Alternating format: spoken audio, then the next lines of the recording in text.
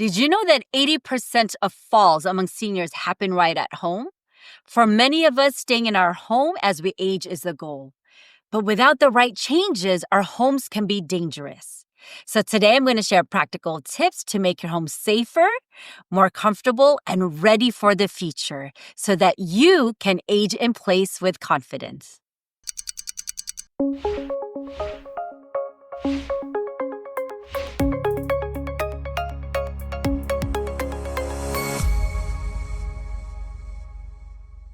Welcome back to Let's Talk Senior Living. I'm Jewell Buenavista, and for the last 10 years, I've been helping seniors and their families. And as a caregiver myself, I've seen firsthand the many challenges that seniors face. Now I'm here to share what I've learned to help you and your loved ones on this journey. Today, we're diving into aging in place, how to make your home safer, more comfortable, and ready for the future. So as we're going through these tips, I want you to focus on these three things. 1, making your home safe. 2, planning for the financial cost. And 3, getting the support that you need. Let's get started. What is aging in place? You hear that a lot, right? So aging in place means staying in your own home as you get older. For many of us, that's exactly what we want. I mean, a lot of us, we can't see ourselves away from our home. We've lived here for many years. It's where our memories are made, and this is where we feel most independent. But sometimes, especially if we bought our homes years ago, our homes aren't always designed for aging. That's the reason why we have to make these thoughtful changes to make sure that our homes can be a safe place for us to age in. And so when we think about making our homes more safe, the number one thing that we have to think about is how do we reduce falls? How do we reduce the risk of falls? Why?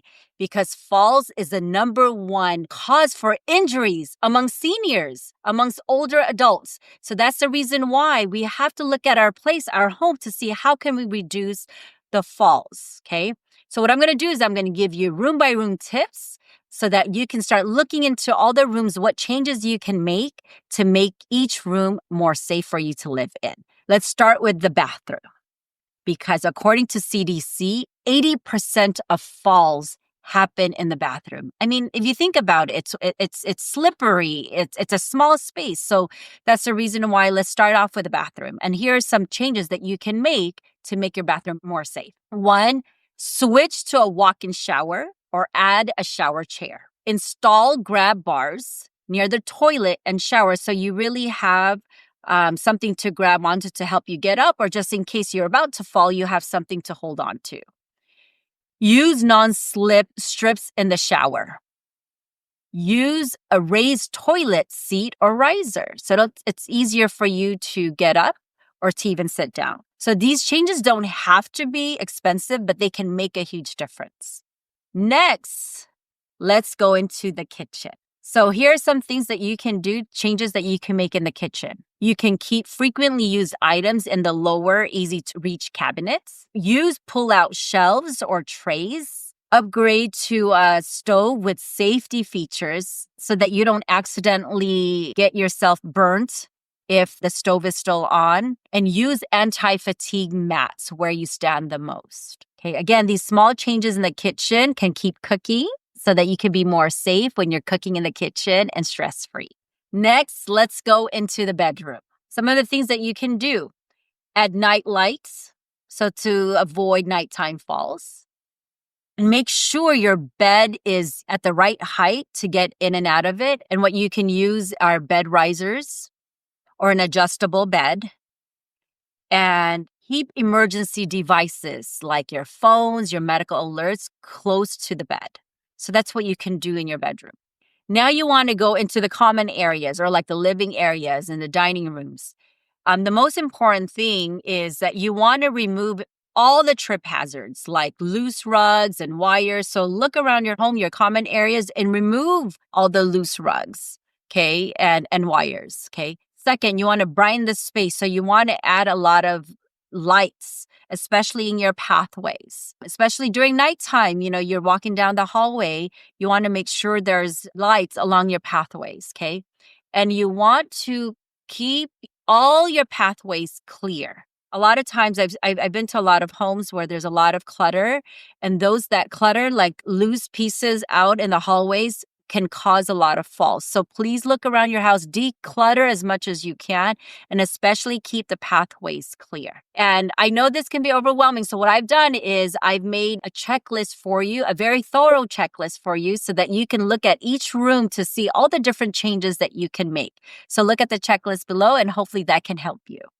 So now that we've talked about making your home more safe, the next topic and tip that I want to go over, that I want you to prepare for, is how to plan for the financial costs. Now let's talk about the financial side of aging in place. And to be honest, most people don't even think about these costs. They think about like, oh, I have a home, I'll stay in my home.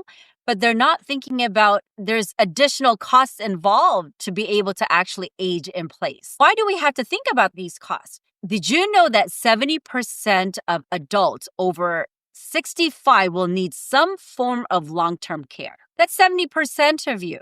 So if you think about that, there's a good chance that you will need some kind of long-term care. So you have to plan for the financial costs involved if you want to age in place. So what should you plan for when it comes to the financial side of aging in place? There are three main categories. One is home modifications, two, in-home care cost, and then three, medical equipment. So I'm gonna break this down for you, okay? One, let's start with home modifications. Again, most of you may have purchased your home years ago with your children in mind. You're thinking of, with your kids. You've owned your home for many years. So now it's maybe just you, your spouse. And so now you have to start making some modifications because as we get older, we need to modify our space to be able to accommodate for our care needs. Now, here are some basic changes that you may need to do. Install grab bars. So those run, I'm going to put it here. You'll see it on here. $75 to $300. Maybe a walk-in shower, because maybe you need to remove the tub so that it's easier for you to walk in.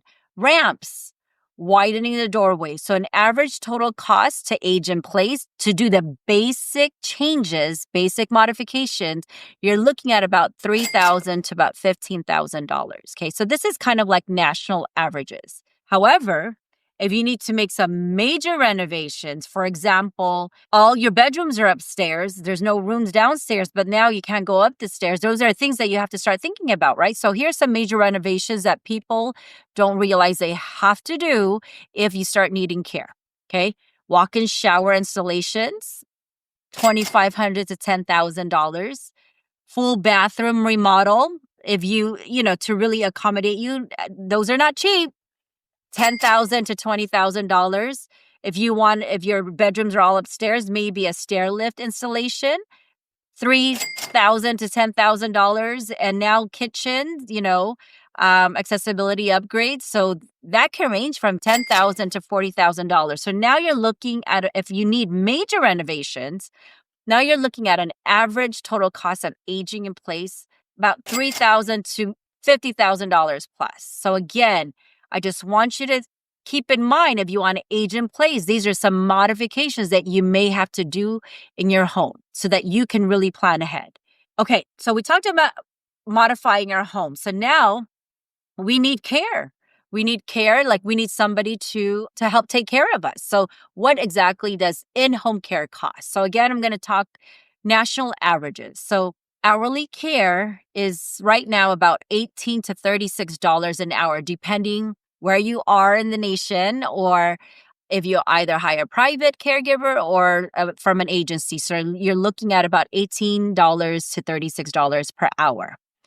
So what does that look like? So for about 44 hours a week, you're looking at about $4,500 to $6,000 a month. Okay, so that's somebody coming in to come help you with your activities of daily living. So to help cook for you, medications, management, just to kind of help you with your daily activities. Okay, if you require 24-hour care and you want to age in place, you can do it. But just know that it can potentially cost up to $21,000 or more. I mean, there's some areas like in San Diego, it can cost up to $30,000 a month. So it's just something that to think about if you want to age in place. And again, statistics say that 70% of seniors actually will require some form of long-term care. So there's a good chance that you're going to require care. So it's just something I want you to think about, that if you need somebody to help you in your home so you can age in place, these are some costs that you really have to think about. And lastly, medical equipment you may need. For a lot of people, they think, oh, I have Medicare, I have TRICARE, or whatever health insurance that you have. But a lot of these healthcare insurances, they don't cover everything. A lot of times, like for example, Medicare only covers maybe pay for short-term care or basic medical equipment. But if you need something more, they may or may not cover it. So just something for you to think about, okay? So for example, if you need manual wheelchairs or motorized wheelchairs or hospital beds or stair lifts, these are equipment that you may need for you to age in place that may or may not be covered by your health insurance. So really start looking into that so that you really know what your costs will be and you can really plan for it. So again, home modifications, if you ever require in-home care support, major medical, like big medical devices, again, they are unlikely covered by your health insurance. So again, these are costs that you have to think about if you really want to age in place, okay? Now that we've covered the cost of aging in place, the next thing that I do want to talk about is you're like, oh my goodness, Jewell, that's a lot of money. I didn't realize. How do I pay for it? So there are ways to pay for aging in place. And so here's some things that you can look into. One, obviously a private pay or out of pocket, okay? So your savings, your retirement funds that you have. Two, you can look into if you have long-term care insurance, but I highly recommend that you look into your policies to see exactly what it covers. You may have purchased your long-term care insurance years ago, not realizing what you signed up for. Okay, so look into your long-term care insurance policies. You can look into reverse mortgages. You can look into government programs like Medicaid, Medi-Cal, or there are veteran benefits out there. And lastly, there are nonprofits and community resources that can help you age in place. These are just some, it's not all. It's just some of the ways that you can pay for aging in place. So what I recommend is you start looking into these options so that you can plan proactively. So again, a recap for planning for the financial costs if you want to age in place. So what to budget for. So one, home modifications. Again, that's looking at about $3,000 to $50,000, depending if you need basic modifications or major modifications, okay? Two, in-home care services or support. So hiring a caregiver to help you with your care. Again, there's hourly care or if you require 24-hour care. And lastly, your medical equipment that you need. So again, those are the three major things to really plan for the financial costs if you want to age in place. And remember, there are ways to plan to pay for these expenses. So that's the reason why I want you to start looking into it now and plan for them accordingly. This episode is proudly sponsored by Sunny and Rose, sharing smiles, laughter, and love, one quote at a time. And lastly, now I want to talk about getting the support that you need. This is so important because a lot of times, in my experience, a lot of people wait till they're in crisis mode, okay? They want to age in place, they want to stay at home, and they're not having these conversations. So I really, really encourage you and your family and your loved ones to have these conversations now. So what support will you need and who will provide that support? First thing I want you to do is start having the conversations early. Don't wait till you're in crisis mode to have these conversations. Have the conversations now. Have it with your family, with your children, your loved ones, whoever you feel in your village that you need to have these conversations with, okay? So getting the support that you need, is it going to be family or are you hiring professionals to help you, support you as you age in place. So let's talk a little bit about that. So earlier we talked about you need in-home care support. So are you hiring family to do that? Are you hiring professional caregivers to do that?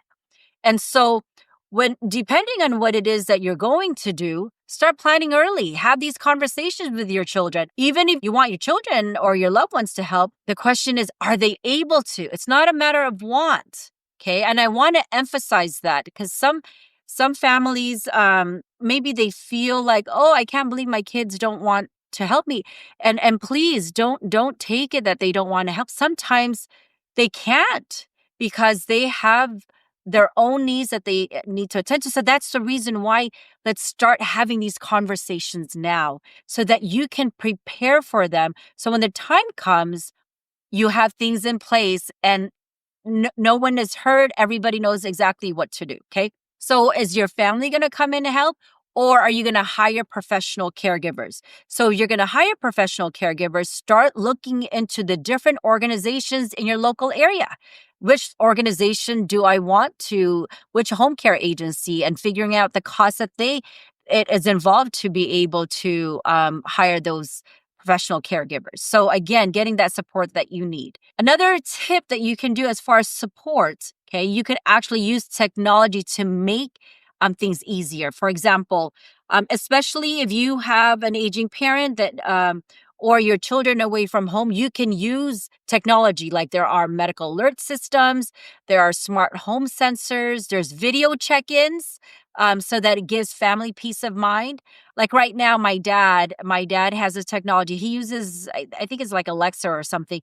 He talks to my brother who's in a different country right now all the time. So they're able to check in. There are voice controlled assistants like Alexa. My dad loves Alexa. See, actually, do you hear Alexa responding to me right now as I'm trying to film this video? And it's cool because like he'll say, Alexa, turn on the light. So he doesn't have to get up. So there are technologies out there to make it easier so you get more support at home. So I've actually provided a checklist below. So again, look at the name light. Which one did you want? See, it's working. My Alexa is asking me which light do I want to turn off or turn on. Okay, so again, there are voice controlled assistants that can help you with that. So again, we provided a checklist below to help you get support that you need at home. Okay, I want to help you prepare for this because you're like, Jewel, I've always wanted to stay in my home. I want to age in place, and you can, but you have to prepare for it. Okay, you have to be proactive. So these are the steps you need to prepare for that. So again, one, assess your needs. What home modifications will you need? What kind of care and equipment do you think you'll need? And then start researching the costs so you can prepare for the financial costs. Okay, and start creating a budget to plan for the ongoing expenses and explore these financial resources and exactly what does insurance cover so that you can proactively prepare for this and there are no hidden surprises and you don't so that you avoid being in crisis mode. So to recap, aging in place comes down to these three things. One, making your home safe. Two, planning for the financial cost. And three, getting the support that you need. So hopefully this episode helped you to think about. If you haven't thought about it, at least it's putting some stuff in your mind. So how can you prepare to age in place? And I'd love to hear from you. What have you done in your own home to help you age in place so we can help our community, so we can give tips to each other? Or if you haven't done anything, what's the first thing that you're going to do? So put that in the comments below. And again, download the home safety checklist. So there's a link below. And you could check our recommended products to help you age in place. Everything from grab bars to adjustable beds. Again, the link is provided below. And start planning for these modifications and care needs. So go out there and start looking and be proactive. What do these things cost? Who do I want to work with? And start talking to your financial planner or start exploring your options. Again, hopefully this episode was helpful for you to help yourself or your loved one. That's really my goal. And to age in place, and as I always love to remind everybody, Ephesians 6:2, honor your father and mother. And what a great way for us to honor parents or loved ones by helping and making sure and ensure that their home is safe for them to age in. Thank you so much for taking the time to listen here, and listen to our next episode and subscribe. Share with everybody that you know to be able to help them also on this journey. Thank you so much for listening.